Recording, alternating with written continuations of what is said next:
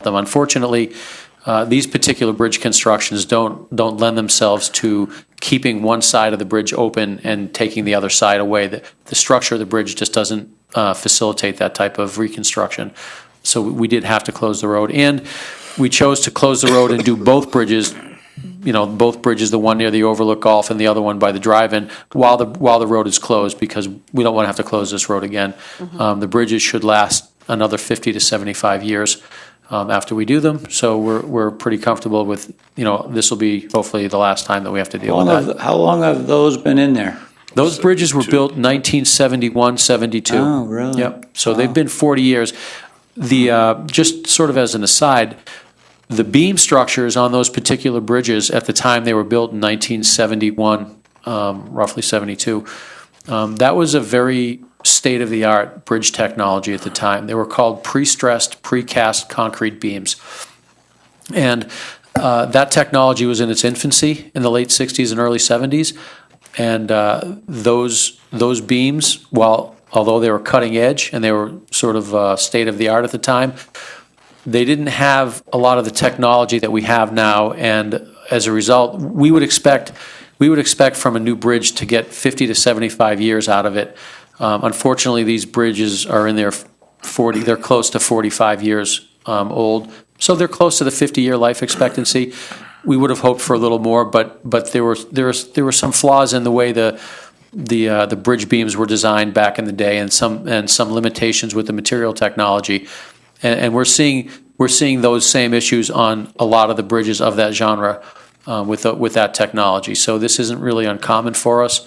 And as these issues come up, we have to address it. Obviously, with the amount of traffic volume on DeGarmo Road, we don't want to be in a situation where the bridge beams failed, or the bridge became load restricted, or the bridges had to be closed by surprise. We want to do this project on our terms, on our schedule, and not have to close the road or deal with an emergency repair and be caught off guard. So we're taking a bit of a proactive approach. The bridges are showing some pretty advanced deterioration in the beams, and we don't want to wait till that point. So we're trying to be a little bit proactive and just deal with it now. Bill, I have a question. Who does the supervision of this work? Is the county or the state? That's a good question. This particular project is funded entirely by Dutchess County. So our Dutchess County tax dollars are being used to build the bridge. We're paying for the design, we're paying for the construction, and we're paying for the construction oversight. The construction oversight is going to be handled by a consultant that is employed by Dutchess County. They happen to be the same firm that designed the bridge project for us. They do the design work under our supervision in our office, in our engineering office, and the administration of the project in the construction phase will also be done under our supervision within our engineering department. But it will be a consultant workforce out on the bridge site. And my last question is, would you use like the local media, like the Poughkeepsie Journal, for announcement about the road being closed and things of that nature? Our Dutchess County Executive's press office, our communications director, Colleen Pillis, will be issuing press releases.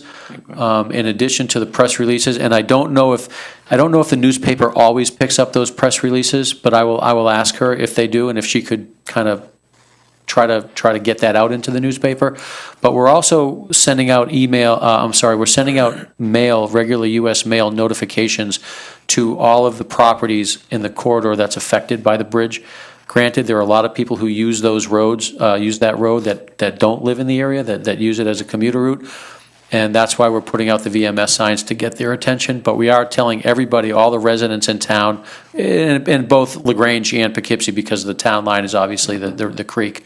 So we're reaching out to the folks in LaGrange and Poughkeepsie and letting them know via mail, a direct mailing to their home about the closure and what they can expect. We'll also be sending that notice to county legislators and all of the local officials, including the town, the local fire department, police department, state police, sheriff's department, postmaster, school department, town clerk, and all those local officials who have a transportation interest in that road so that no one will be taken off guard. We've also been communicating this project for quite some time, so most folks do know about it, but we still go through this process of notification. Yeah, it is a big project. It's absolutely a big one. It Thank sure you. is. Thank you very much. Thank you. Anything else? Bob, yeah, I do. That corridor on a Friday is laden with traffic, both morning and afternoon, and I'm fearful that, people are still gonna not see it, and then they're gonna try to turn off onto Overrocker, which I understand. But that light that sits out near the Purple Parlor, have you looked at maybe trying to extend the greens? Just to maybe help that, because again, if it's gonna be, what you're sort of saying is, look, DeGarmo, the only people going down there are gonna be residents. So it's probably gonna minimize the amount of people that are going down there, but the people that are making the mistake and go past those signs and realize, I can't do that. I fear they may create more of a traffic issue over to the right, now trying to get back over to the middle, then try to turn over where Walgreens is. Have you talked to the state about trying to, lengthen that green so maybe we can try and get more cars through? Yeah, that's a great question. And in fact, we did. When we created our detour plan, in order for us to create the detour plan and implement it on the state highway system, which includes both Route 44 and Route 55, we had to get a permit from the state DOT. We as Dutchess County still have to get permits, from the state, just like anybody else does. And part of that permitting process, they looked at the timing of the traffic signals at the Purple Parlor intersection, at Brickyard Hill, at the bottom of Brickyard Hill in Burnett, at the other end of Burnett onto Route 55, and at the Route 55 light at Page's Lumber. They made us look at all of those.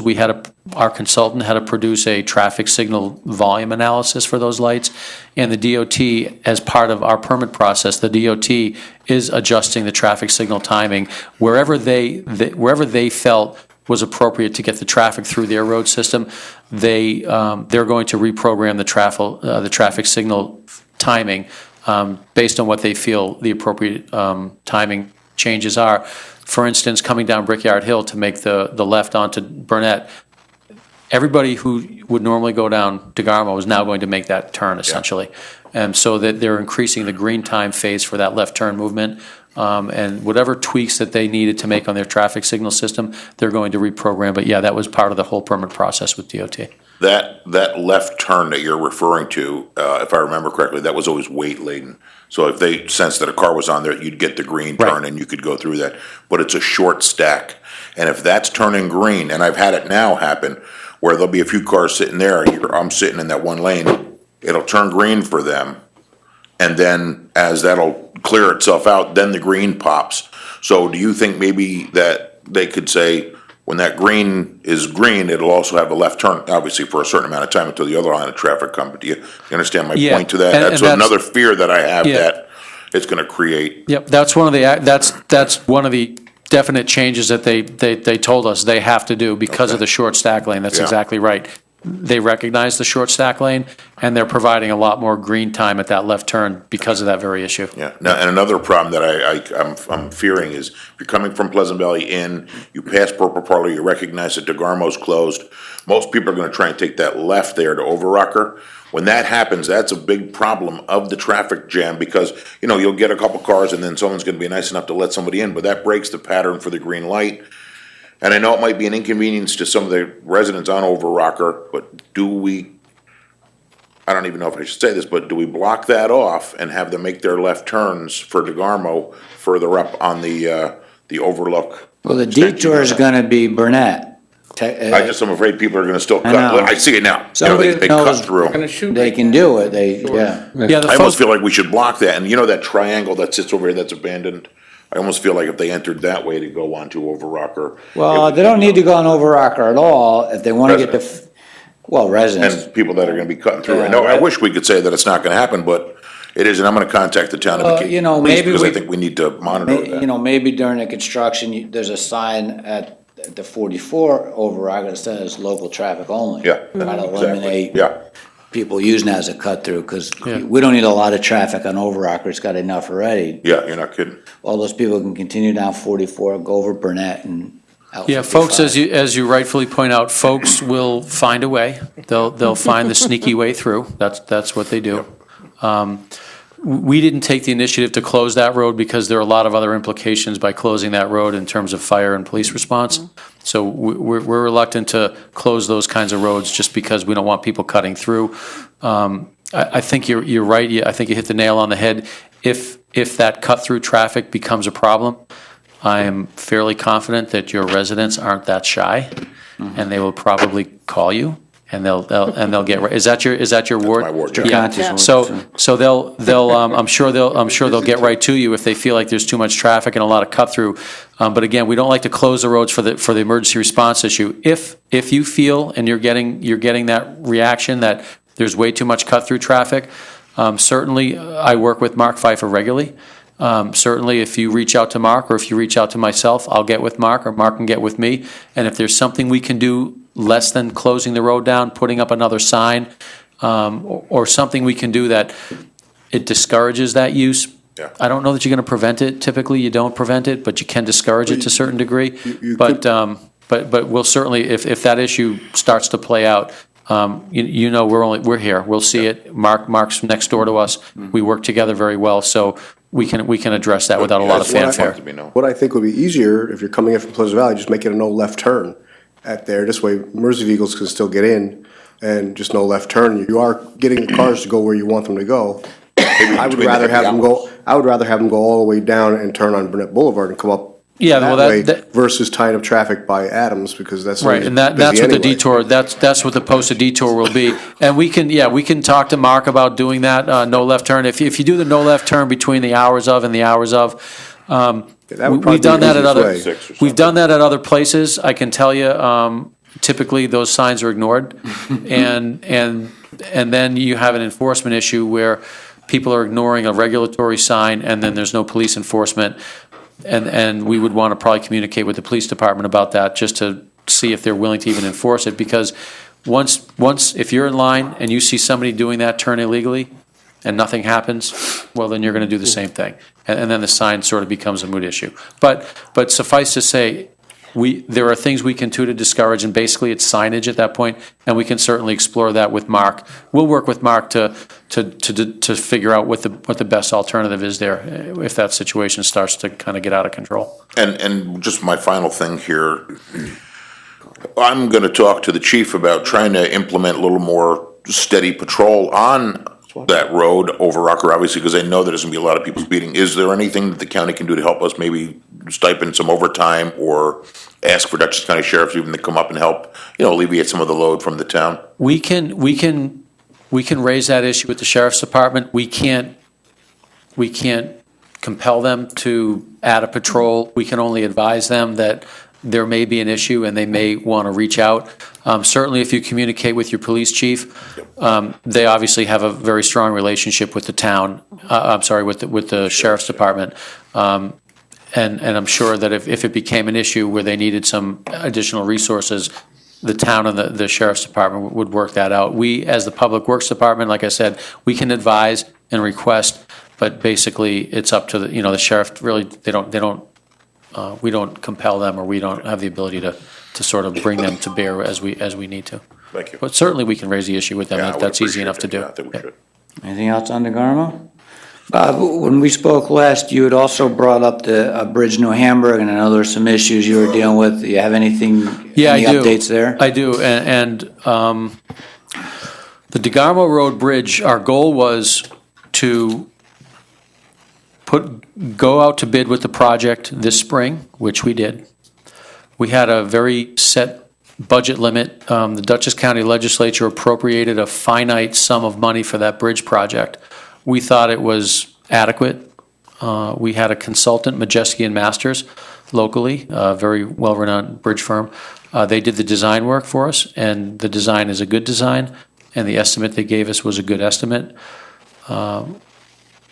We had a budget of about $2.8 million to build a new deck on that bridge. We were gonna. This is the New Hamburg This is bridge, New right? Hamburg. Okay. We're not gonna tear out. We weren't gonna tear out the bridges out of the creek. We're not the abutments. We're not gonna do any of that work. We're simply gonna take the deck off, fix some of the steel repairs that need to be repaired, and then put a new concrete deck on, wider shoulders, new guide rail. That's basically what that project was.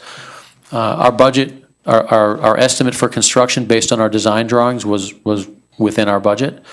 We got only one bidder responded to our bid solicitation, and the bid came in on the high side of $4 million. So it was considerably higher than what we were expecting. We looked at the bid. We asked our consultant who did the design and estimate work to go over it with us and try to understand where our designer may have missed something and to understand where the contractor may have missed something. We also reached out to the contracting community. We do a lot of bridge work, and we hire a lot of bridge contractors. And when we get a bid that only one contractor puts a bid in for, that's a red flag. So we reached out to the bidders. We know who got the plans from us to look at for bidding. We know who those people are, and yet a lot of them didn't put bids back in with us. We reached out to those folks. We said, we see you took the plans from us. Why didn't you give us a bid? And we got a lot of good feedback from those folks. One of the main reasons why a lot of the bidders did not bid on that job was because there is so much bridge work in Dutchess County right now that they simply don't have the manpower to do it all. There is a lot of bridge work in Dutchess County going on. That worked against us. A lot of the contractors said because this particular bridge had to be designed for seismic retrofit, for earthquake proofing it, essentially. You wouldn't think so, but Dutchess County is in fact in an earthquake zone. It's not like a California earthquake zone, but there's earthquake possibilities here. We had to use very special bridge bearings, which are the interface between the beams and the bridge abutments themselves, the bearings. We had to use a very specialized bearing, and that specialized bearing has a 12 to 16 week lead time from the time the bearing is ordered from the contractor to the time it's delivered to the site, 3 to 4 months to manufacture and deliver it. The contractors felt, a few of them felt that because of that lead time, they wouldn't be able to do the bridge work in time for them to meet the deadline that we imposed on them, which was to have the bridge open by September, again, for the school year. So that was another reason why a lot of the contractors opted not to bid. And for that reason, we decided that we're going to revisit some of the design elements. We also had included in the bridge project that we wanted all of the steel underneath, all the steel beams to be repainted. So when we finished with this bridge project, the bridge was good for a long time. We decided that we're going to take the bridge painting part of it out of the project. That's about a $600,000 cost. And the biggest thing we're going to do is we're going to not build the project this summer. We can't because we can't afford the contractor. We only got the one bid. What we're going to do is we're going to put the bridge out to bid again. We're going to make some of these changes, removing the painting element. We're going to make the changes, put the bridge back out to bid in the late summer, award it in the fall of 2016, which will eliminate that problem with the lead time for those bridge bearings so that the contractor can put the order in November, December. The bearings will be ready to deliver in March, April, and the contractor will be able to basically do their project without that problem. So we think that's going to be the most prudent tack to take on this project, and that's what we're planning to do. But that's not going to help you the cost, because if we do it, the wages will go up. If it's a prevailing wages job, they'll go up. So you're going to be in the same boat. The wages go up. They go up only by a percent or two. It's a very, very small increase in wages from one year to the next. So if it goes up 1.5% to 2% for the labor portion of it, the labor portion, while it's a large portion of the project, there's lots of parts and pieces that need to be bought which contribute to the cost of the job. We don't feel that delaying the job by that length of time will have a significant impact on the labor cost, but we did consider that. We think the gain by removing the painting element, we think the gain by allowing the contractor to get the bearing order in during the winter, and we also think that when we get the contractors bidding on the job in the fall when their summer work is finishing, you know how it is. When a contractor's hungry, you get good pricing. When a contractor has a lot of work, you don't get so good pricing.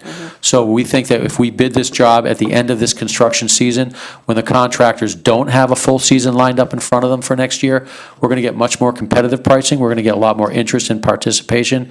And again, with the paint element coming out and the bridge bearing schedule aligning with the construction season properly, we think we're going to do much, much better on the bid. So that's the plan for the county now.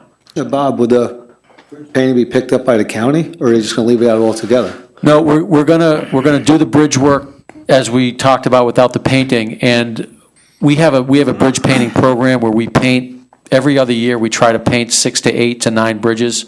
We're just gonna put that painting effort into our bridge painting program. So we'll have to. We were going to either pay for the paint now or we'll pay for it in a future calendar year. We're going to put that cost off to a future calendar year to reduce the budget on this particular job. And the other problem I have is with the Garmo Bridge, you said one of the reasons you're doing it so it doesn't end up with a weight limit. This bridge already has a weight limit on it. Correct. Deteriorating a lot faster than it was because there's a limit on it now. The buses don't go over, the fire trucks don't go over. I mean, and it's a heavily traveled bridge. I don't know. I want to say, I'm going to say 6,000, 7,000 cars a day probably. That's Yeah. just my guesstimate. I mean, with the train traffic, it is a major issue, going there. Is it going to really hurt the weight limit on that bridge, wait another year? No, we're very confident that the bridge limit, the weight limit that's there now won't change. In fact, if you recall, a year ago, we had the bridge cut down to one lane temporarily with a traffic signal, which was kind of a nightmare for everybody. But we did that, we did a project, we actually did a bridge repair project while that traffic signal was set up, that's why we did it. And we restored the strength of that beam to get it to that point, so we're very confident, based on that work we did, that the bridge is stable, and it'll withstand that load limit until we get to it. All right. Just keep us informed. If you let Todd know when it does go out to bid, so he knows, so we can inform the residents of where it stands, because we will get a lot of people who are still nervous about the bridge. The fact that it had the weight limit and it was closed. A lot of people didn't see the work done on it last year, and they really didn't understand why it was closed, and all of a sudden it was opened back up. Yeah, we did. It was about a $20,000 to $30,000 project. It was actually one particular steel beam where it sat on the existing bearing. We had to replace a portion of that steel beam to get it to bear the weight properly. Yeah, But I'd gone under and watched them the day they did that project, because it wasn't a long project. when yeah, they no, did it only took a few days to actually, but it took the time to get out to bid and award the contract, and all the administrative aspect took much longer than the repair. When that bridge does come to fruition, is it going to be closed, or is it going to be a one lane at a time? We're trying to, the way we had it designed this time, it was going to remain open to one lane of traffic all through construction, just like we did when we had the traffic signal up on it. We're also looking at the possibility of closing the bridge entirely and doing the project much faster. In fact, keeping the bridge open while construction is going on means, obviously, the bridge has to be done one side, and then they finish that, and then we do the other side. It almost doubles the length of the construction project. We think we can shave 2 months off of the project by closing it, and it is a much more inconvenience to the motoring public to do that way. But the fact is, the job gets done much, much quicker, and that inconvenience lasts much shorter. So we're trying to debate, or we're looking at the cost versus keeping it open or doing it fully closed, and that also adds a lot of cost to the project by doing that staged construction, as we call it. So we're looking at that option too. We don't know the answer to that now. Now, when they redo the bridge and put it out to bid, are they still leaving the extended walkways and stuff? Is that all going to stay in the project? Oh, yes, absolutely. The design of the bridge itself won't change. It's going to have the full lane, the full lane widths and the two shoulder widths, 2 wide shoulders on each side of the bridge with the new rail. That part won't change at all. Because they're very heavily used, during fishing season and so forth. Absolutely. Yeah. We recognize that as we do all of our bridge projects and all of our road projects throughout Dutchess County, we do keep an eye toward adding those shoulders at every chance we get, because ultimately, while some people may say, why are you spending money on shoulders on that bridge? There's no sidewalks leading to it. Well, eventually, someday there may be, and if we don't do the sidewalks now, they're never going to get done. So we do have to add them in piecemeal as we go. Ultimately, we'll start seeing a network of pedestrian facilities. All right. Yeah. Anything else? Thanks, Bob. We appreciate you being here and All right. giving us this update. Good luck with both projects. Thank you, and again, I'll reach out to Mark. I'll just take the initiative and reach out Okay, to Mark and that's at fine. least get the dialogue going with him about the issue with the cut-through traffic on DeGarmo. And as we get more details on where we're going to be at with the New Hamburg Bridge, either I'll email and communicate, or if you fine. want, I can come back to the board and present. Okay, we right. appreciate it. Thank you. I appreciate the invitation to Thank you, talk to you. Bob. Thanks for being here. Thank you for coming. All right, we had a third presentation on our agenda, but I don't see anyone here from Habitat for Humanity, so I thought they were going to be here tonight to give us an update on a project they're doing in the town. We'll see if we can get them back at a future date. So that brings us to the end of our agenda items. Let's go through committee reports. Finance, Nothing to report. Mr. Wadowitz gave his final report. Thanks, James. Fire Advisory, I had nothing to report. Government Ops, Nothing to report. Land Use and Planning, Nothing to report. Personnel, Nothing to report. Recreation, Nothing to report this time. Senior Citizens, Nothing to report. Infrastructure.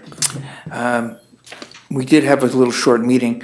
The list for the road paving for this coming season should be coming out pretty shortly. We have it done, we don't usually, there's don't give nothing it out. coming out, but, Other than that, nothing to report. and how about I skipped accidentally. Technology, nothing to report. Okay. All right, I'd like to make a motion to suspend the rules, public questions or comments to the board. Second. All those in favor? Aye. Is there anyone here who'd like to address the board? No, all right. I make a motion to reinstate the rules. Second? All in favor? Aye. Okay. Be it resolved, the Town Board of Tampa Kips is hereby adjourned to executive session to consider the following matters to wit: litigation, discuss litigation strategy, the case known as Fugel. 2, communications, confidential communication between attorney and client, the town board based on attorney-client privilege, and be further resolved, there be no action, appropriate money, so moved. Second. Motion and a second. Town board adjourns to executive session at 7:48 PM. Comptroller Wadowitz is going to join us in exec session.